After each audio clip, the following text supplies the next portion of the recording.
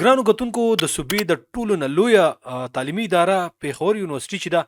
په هغې کې پرون د درجه چهارم ملازمینو خپل ویسي ته خر په تحفه کې ورکړی دی راوستی ووله دغلته کې د دو پروټیسټ و او په دغې پروټیسټ کې دو ویسي لا خر په تحفه کې راوستو په دې حواله باندې به زموږ سره د پیښور نه سینیر صحافي لیاز علي خبرې کوي په دې واقعه باندې چې آیا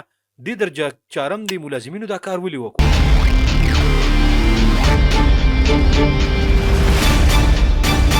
ګرانو کتونکو زه سلمان یم امید لرم تاسو به ښه یې ګرانو کتونکو د پیښور یونیورسيټي چې ده د صوبې د ټولو نه لویه یوه تعلیمي اداره ده په تعلیمي اداره کې د دغې تعلیمي ادارې ملازمین چې دي هغو د یونیورسيټي د ټولو نه لوی افسر له خر په تحفه کې راولي د دفتر مخې ته ورده دی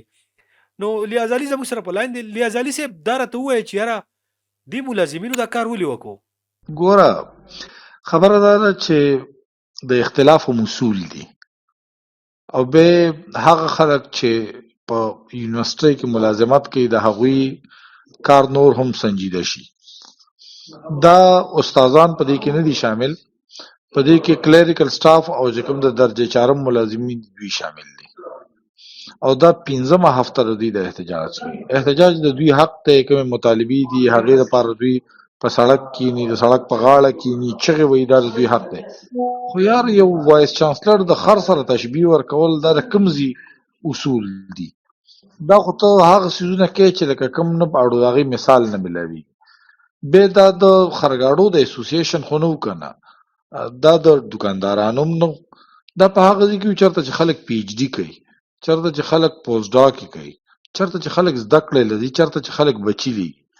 د هغه ځای ماحول داسې کېږي او د دې نه دا څیز ډېر زیات سیوا شوی دی تاسو ته پته ده چې د عبدالولي خان یونیورسيټي وایس چانسلر د دفتر نه تښتېدلی دی دا ملازمین ورپسې وو هغوی هغه ځای نه تښتېدلی مردان نه پرون دا ملازمین د اګریکلچر یونیورسيټي د وایس چانسلر په کور کې داخل شوي دي هلته هغه ته کنځلې او چغې بدې ردې ورته ویل دي نو بیا یار د ملازمینو ته هړتال کې نو هړتال یو طریقې کار خو یې که نه بل دومره ملازمین دي د دوی چې کوم مطالبې دي زما نه ده د دوی مطالبې به مې په هغې کې به بله ایشوز وي خو داسې خو نه ده په کارکنده څنګه چې دوی کړې ده جی لیاز علي صاحب دا راته مو ووایه چې یاره پېښور یونیورسيټي د صوبې د ټولو نه لویه یونیورسيټي ده بل طرف ته په سوشل میډیا د یونیورسيټي د نوم سره خر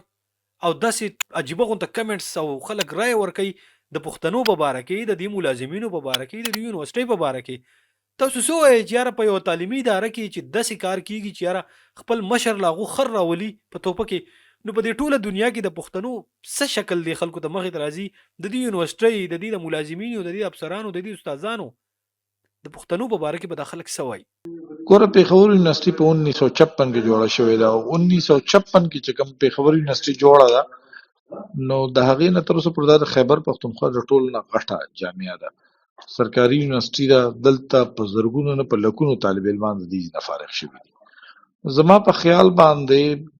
ګوره د هر ځای یو سینسټیو لیول وي هغه سینسټیویټي لیول چې کوم دی هغه برقرار ساتل دا د یونیورسيټي کارکوونکي ملازمین دي دا د هغوی احتجاج دی دا د صوبې هم د بدنامۍ سبب دی دا د پښتنو هم د بدنامۍ سبب دی دا د علاقې هم د بدنامۍ سبب دی زه بیا وایم چې موږ ته د بده مرغه د اختلاف اصول اړو پته نشته دی چې د اختلاف اصول سي آیا په اختلاف کې به موږ داسې ځو چې د وایس چانسلر د دفتر نه بهر به خر ودرو دې وخت کې د خیبر پښتونخوا د دې دریو یونیورسيټو اګریکلچر یونیورسيټو وایس چانسلر د اګریکلچر یونیورسيټي ملازمین دي د انجینرینګ یونیورسيټي ملازمین دي د پېښور یونیورسيټي ملازمین دي دا راغلي دي د خپلو مطالبې کې او دوی مطالبه بنیادي دا ده چې موږ له تنخواګانو کې د 35% چې کومه اضافه شوې ده دا دې موږ له وکړي ځکه چې په یونیورسيټي سره فنډ نشته دی یونیورسيټي وایي چې تاسو له کوم ځای نه درکړم دا هغه ایشو ده نو د هغې د وجې نه دوی د احتجاج دا طریقه خپله کړه زما په خیال کومو ملازمینو چې سم دم احتجاج کو دا سم دم احتجاج چې کوم دی غلط رخ اختیار کړه او دا د معاشرې د هغه رویو عکاسي کوي کوم چې دې وخت کې زموږ په عمومي توګه د برداشت طاقت زموږ په معاشره کې ختم شوی دی جی ډیره مهرباني لیاز علي صاحب چې تاسو ټایم راکوه او د دې واقعې نه زموږ کتونکي خبر کړل